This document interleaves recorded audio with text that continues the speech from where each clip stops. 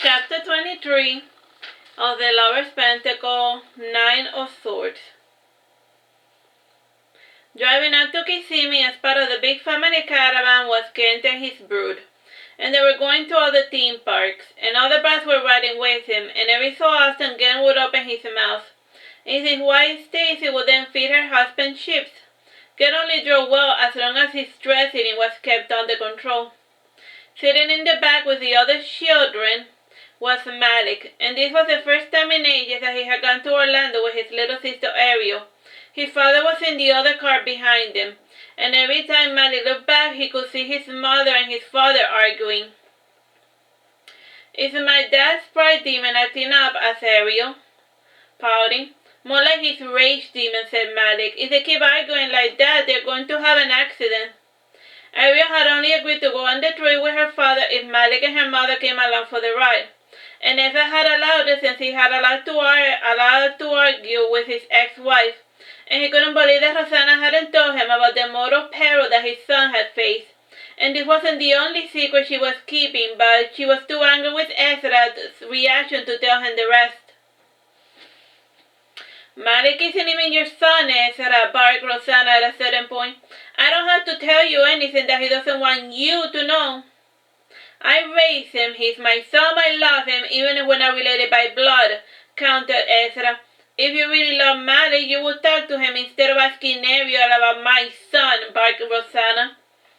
You know that Malik always lies," said Ezra before honking at the car that had cut him off. He rolled down the window before yelling, "Fuck you!" Oh yeah, road rage is very common in Florida. "You see that? That is why Malik always lies to you," said Rosanna coolly. Your solution to all problems is to yell at it until it goes away. Well, this time Malik has a problem that you won't be able to solve with your usual tactics. "Do you think I love yelling, Rosanna? Do you think I enjoy foaming at the mouth?" barked Ezra. The two continued to argue like the old married couple they used to be, and Ariel set out to get a visual confirmation that her parents were indeed fighting, and when she proposed this family vacation, this was not what she had in mind. "Do you think that if they get married and divorce again, they will settle down?" asked Ariel. "I doubt it," said Oswald, looking over his shoulder. Malik got a text message from Kain. "Have you arrived to Orlando yet?" "Nobody forced you to babysit Eugenia's Matt tested Malik, and you could have come with us." "I wasn't in the mood to go to the theme parks," tested Kain. "You're never in the mood to do anything. The faster you get over Eugenia, the quicker we can all move on with our life," tested Malik. "I'm lonely," tested Kain. "I can give you the number of the prostitute I like, and this is all the help I can give you from where I sit," tested Malik. "Gross, you sleep with prostitutes? Yuck," barked Oswald when he read Malik's test. "Go back to playing games," said Malik, grabbing Oswald's head to force him to look down at his gameful advisor. "Like adults are testing here." "Honestly, Malik, a beautiful man like yourself shouldn't have a need for a prostitute," said Stacy, shaking her head sadly. "My lovely courtesan is just there in reserve, just in case I fail to find a willing partner," explained Malik. Ken looked at his cell phone, and after waiting for 10 minutes for Malik to text something else, he decided to text someone else. And walking the path was easy with T-Ball leaving the charge, and the cat knew when to cross the street, and T-Ball eventually led Kain to the beach. And he sat beneath a shaded area surrounded by sea grape bushes and palm trees, and following the instructions, Kain spread out the towel, and he brought out a bowl and a bottle of mineral water, and he poured it for the pets to get hydrated. And this was the halfway point. He had to rest there for half an hour.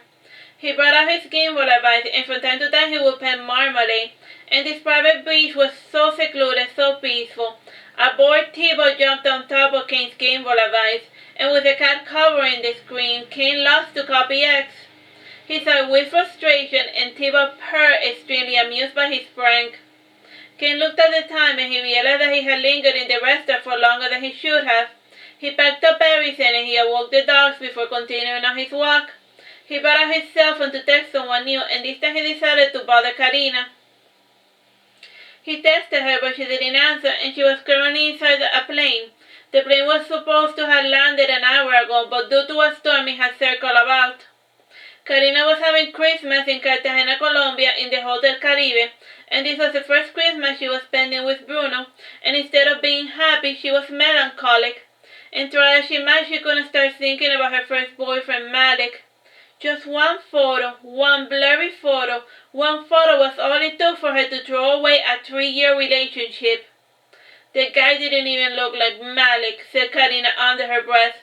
Who didn't look like Malik? Asked Bruno, pretending to be curious. Do you remember the day I broke up with Malik? Asked Carina. Not really, I wasn't there, said Bruno. I already told you the story, or weren't you paying attention? Asked Carina. You told me that you broke up with Malik because your friends told you that he cheated on you, and the following day the newspaper printed photographic proof of his infidelity. You saw a topless skank with a tattoo on her back sitting on top of your man who was completely in the nude, said Bruno, and when you confronted Malik while holding up the photo, he said that things were not as it seemed, and then you saw red before exploding into a crying fit while calling him a lying, cheating bastard that couldn't own up to his mistake. Did I miss anything? Yes, that was everything, said Carina, pouting. And looking back, that photo could have been of any guy, but then Malik shouldn't have said that things were not as it seemed. I should have given him the benefit of the doubt. I should have heard his side of the story. If you had, he would be sitting where I am, said Bruno with a sardonic smile painted on his face. When Carina turned her head to look at him, his mouth changed to a look of concern and understanding. I'm sorry, Bruno, said Carina apologetically. Worry not. I too know what it's like to have my heart ripped out, and while your relationship ended because of a blurry photo, my happiness died because of a video. My sister Rebecca provided irrefutable proof that the love of my life was cheating on me with half the varsity team, said Bruno as he sunk his claws into the armrest, and just thinking about it was enough to make his blood boil. Did you forgive your ex-girlfriend? Asked Carina. I would have if she hadn't teased me after dumping me, and she would tell all her friends that me and her never happened and that our love was just the deluded fantasies of a fast-smelling nerd with an overactive imagination. And every time we crossed paths, she would poke fun at me, said Bruno. I wanted to forgive her, but she didn't let me. You still have feelings for her? Asked Carina, feeling insecure about her relationship. Yes, I still have feelings for her, said Bruno, turning to look at Carina. He waited until Carina's eyes watered before adding, pure hatred. I hate her with the same intensity that I used to love her. But let's not talk about the past anymore, and instead we should focus on the future we want to create for ourselves. Yes, you're right. Let's focus on the future, said Carina before kissing Bruno. Instead of thinking about the future, she returned to brooding about the past. And she thought of all of the mistakes she had made to get to this point, and she had destroyed her relationship with Malik after the first true bump on the road, and she thought of the night Bruno had saved her from herself, a different man who had left her to suffer the consequences of her action. She had gone to the bar to cheat on Bruno, but had changed her mind at the last second, and the creep didn't take no for an answer, so Bruno had no other choice but to step in to save her. She looked into Bruno's deep green eyes, and they were so similar to her father's, just so different. Bruno claimed to love her, but as of lately she was having doubts. As a lawyer, he was a professional liar. Words mean nothing, said Carina. She decided to focus on Bruno's actions, and his actions had proven to her that he was a good person. And whether he loved her or not, this was not important. Love takes time to grow. It was still too early to be worrying about whether Bruno loved her or not. The turbulence distracted the maiden from her woes, and it was so bad that she started preparing her soul for salvation. Like the plane went like this. She turned her head to look at Bruno, and he was super blasé about the possibility of going down in a blaze of glory. And he placed his hand around Carina's shoulder, and he started to whisper sweet nonsense to distract her. And this action sufficed to convince Carina that Bruno was indeed in love with her. Kain continued with his walk, and this time he called Oberon. Oberon was having Christmas with Natasha's family in Isla Modara, and her folks own a little roadside restaurant filled with retro arcade games. Oberon could have spent his time doggy sitting with Kain, but he was tired of feeding an obsession for a stray man that couldn't mate with him. Oberon saw Kain's call, and he allowed the call to go to voicemail. He smiled when he saw that Kain had left him a message.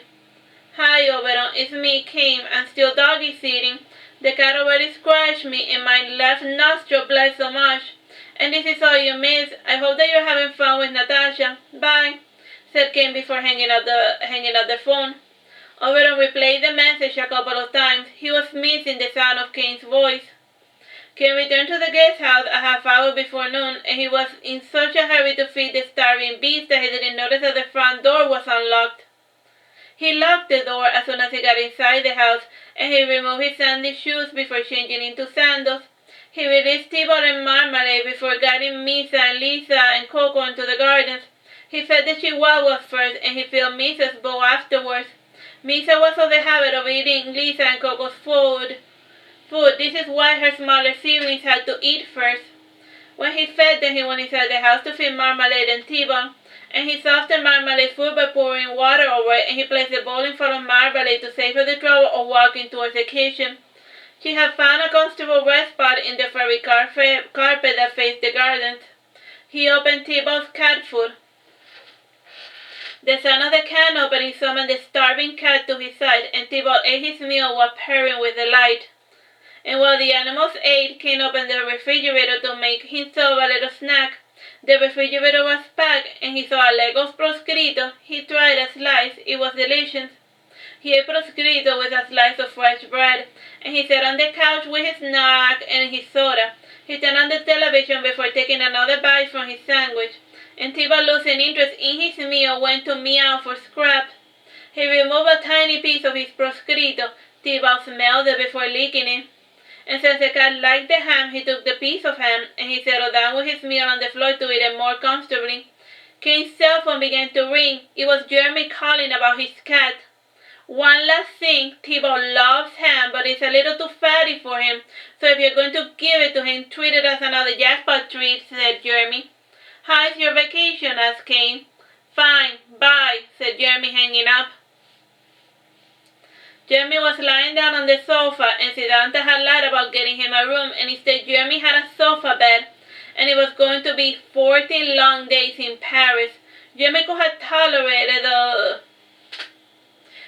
tolerated 15 days in Paris, but not 14.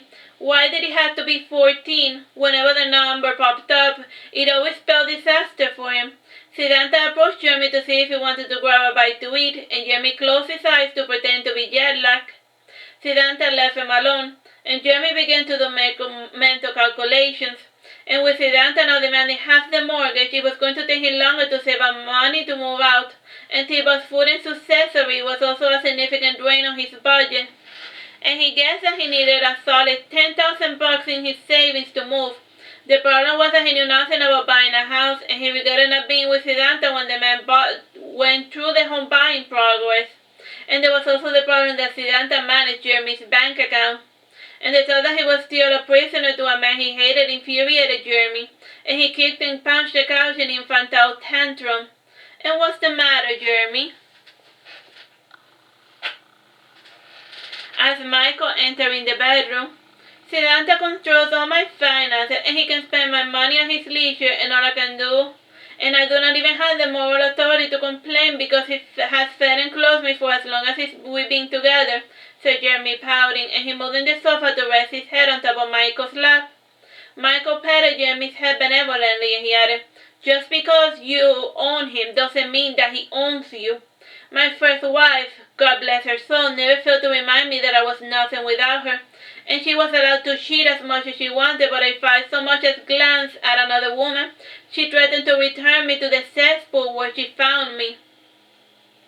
So you were the original Pretty Woman? Asked Jeremy. Not really. Pretty Woman lived happily ever after with her sugar daddy. My happy ending still hasn't come yet. Every day is a struggle, said Michael solemnly. He sat up when he heard the downstairs door opening, and they were staying in a hotel suite that had 3 floors, and on the halfway of the 3rd floor there was a sofa that was a big and flat enough to serve as a bed. And Siddhanta walked upstairs with a box full of goodies, and once again Jeremy closed his eyes to pretend to be asleep. And Siddhanta frowned when he saw Michael on the stairs, and Siddhanta didn't like that Jeremy was a little too friendly with his boss. Michael was a notorious womanizer who wasn't shy about paying for sex, and he wasn't known to mate with men, but you never know. Siddhartha looked at Jeremy's beautiful feminine face, and the thought that Michael could have taken advantage of his sweet, innocent Jeremy was enough to drive Siddhartha to the brink of madness. Siddhartha sat down beside Jeremy, and he shook him until Jeremy had no other choice but to stop playing possum, and he sat up and he ate his grub. "You get along well with your boss," said Siddhartha casually. You get along with your boss as well," retorted Jeremy.